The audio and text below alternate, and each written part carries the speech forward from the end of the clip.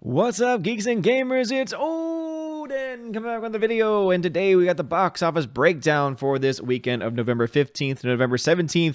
And man, oh man, a lot of things have happened this weekend, and the most important of which is the fact that Joker, that's right, Joker has now crossed the $1 billion mark. Take that, John Campea.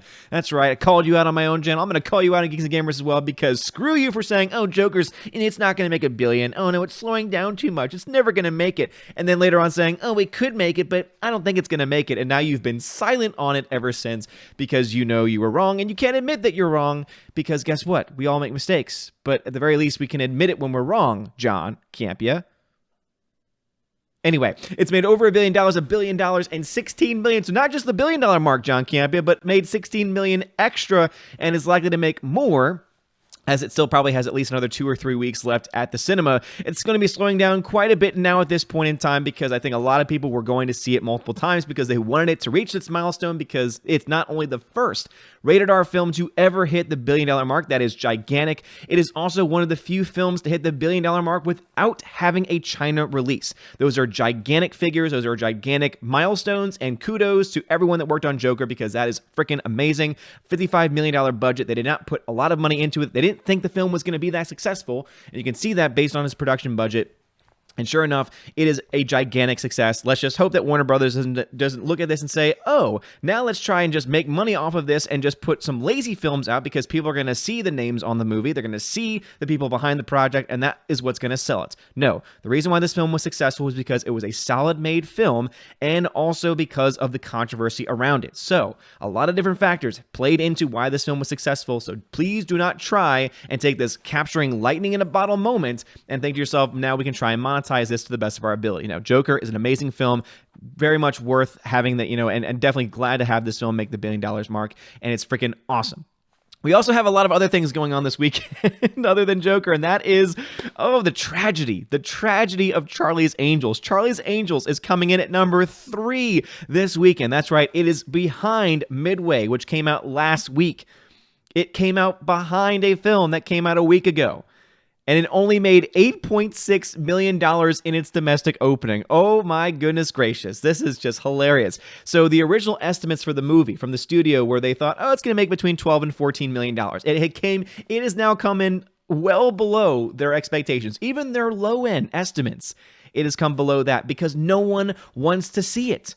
No one was asking for it. No one wanted to see it. You put Kristen Stewart on the title and said, oh yeah, everyone wants to go see Kristen Stewart in a Charlie's Angels movie, preach to you about women and whammon, etc.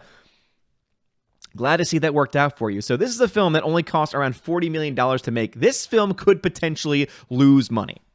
That's how poorly this film is doing right now. So it costs $48 million to make, meaning that when you break into account the amount of cost that it has, the amount of money that it costs for them to market this film probably costs around $75 million when you include marketing.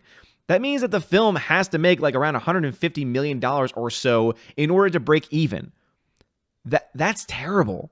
That is god-awful. Now, how did I get that number? Well, because the studio only gets about 60% of the entire box office. But this film got a China release.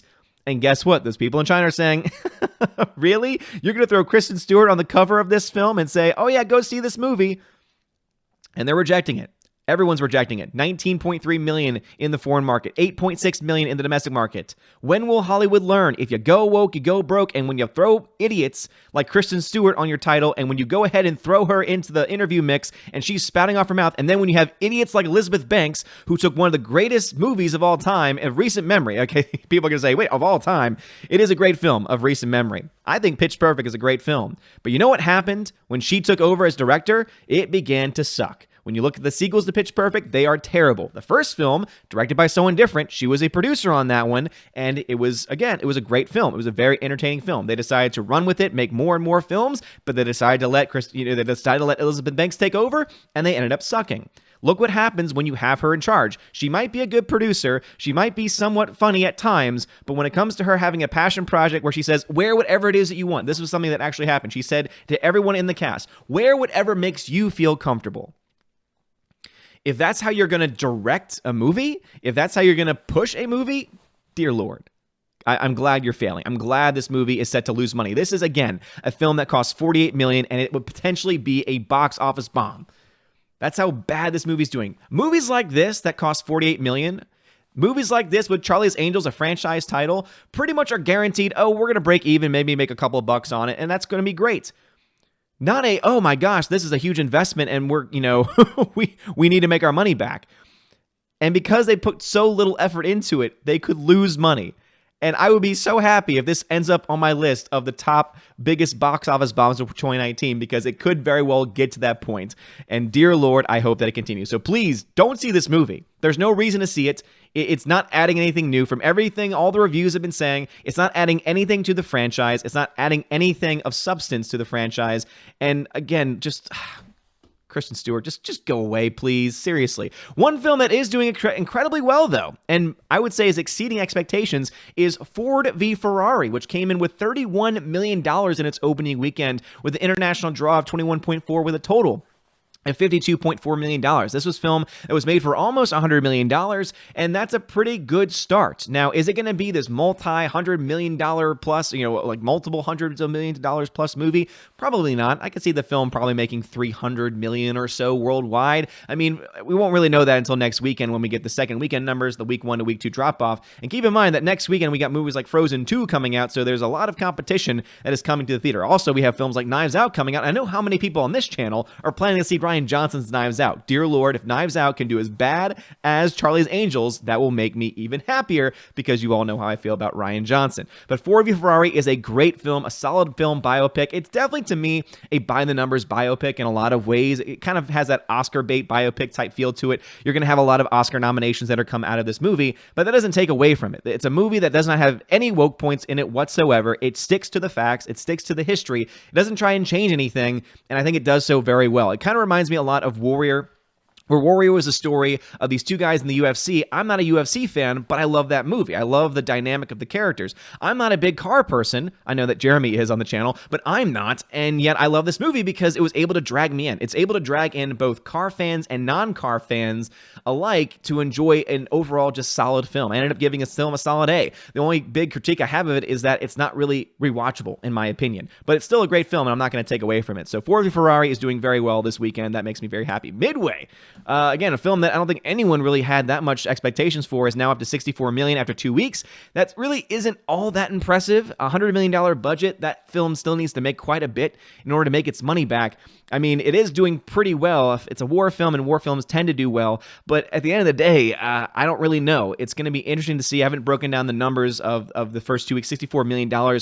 If that is around 60% of its entire total, you're looking at the film making around $200 million maybe by the end of its run, and that's not really all that great. I'm going to have to actually break down the numbers for you guys just so that way I know. And also, this very well could be the number without the foreign totals, because the numbers tends to be a little bit behind when it comes to those absolute, when it comes to the absolute totals. So that could very well be an inaccurate number. It does have the accurate domestic totals, just not the international totals as of yet. But dear Lord Almighty, Charlie's Angels is epically failing, and I'm loving it. It's fantastic, and it just makes me happy. It makes me happy when Hollywood gets its ass kicked. Really, it does. When audiences tell the Hollywood elites, hey, you don't know what you're doing. You think that you can control us, but you can't. And when it becomes blatantly obvious with films like this, it just makes me happy. If you've seen the trailer for it, you know exactly what I'm talking about. This had wokeness written all over it. You have Kristen Stewart attached to the project. You have Elizabeth Banks attached to the project as well, spouting off her mouth. She's now going off on Twitter, or rather in her interview, saying if this movie fails, it just goes to show you why this film needs to be made. And, oh, we've gotten, 20,000 Spider-Man films, so we're due for one here. And I'm thinking to myself, there's been a lot of films that have been helmed by women, that have been led by women in the actual screen, and guess what? They've been very successful. But you want to know what they didn't do? They didn't push for wokeness. They didn't say, oh, we have to exist now because we have to have a female-led movie, which is what this film is. Oh, we have to have a female-led... Women can do things just as well as men do, as Kristen Stewart's character says in the movie. No one wants that. No one wants to be preached to. No one wants any of this nonsense shoved down their throats, and that's the reason why this film is bombing and will continue to bomb. You have films like this that are bombing because they suck. You have films like this that are doing extremely well because they're awesome. So anyway, let me know your thoughts about this. What do you think about Joker finally hitting the $1 billion mark officially? It technically hit it around Friday when all the estimates were coming in, but still, it's great to see that number on the screen right now. $1.016 billion. Film very well deserves it and could potentially make even more money as the film goes on. But also, let me know your thoughts about Charlie's Angels. Have you seen it? Is it as bad as the box office seems to indicate? I can't really see a reason why I would want to waste an hour and a half of my life on this film. Nothing about it is appealing to me. Nothing about it. I'm not even a huge Charlie's Angels fan in the first place, but I can at least say, yeah, you know what? You know what we didn't need? We didn't need a reboot to this franchise that no one was asking for, let alone one by Elizabeth Banks, who's just going to try and basically make you try and feel bad. Like, she's basically trying to guilt trip you into seeing the movie, saying, if the film isn't successful, then it just goes to show you why white men are evil. It's like, what? What are you even talking about? So I'm glad to see this film fail. And Elizabeth Banks, suck it. That's all I have to say to you. Midway. Again, I don't think it's going to make that much money, but as I said before, I might still be waiting for that international number. But Ford v Ferrari is a fantastic film. Let me know your thoughts. Do you think that this film is good as well? Anyway, if you like this video, smash that like button. Give us a subscribe. It helps a lot. You're all amazing and beautiful people. Have a wonderful day. And as always, God bless.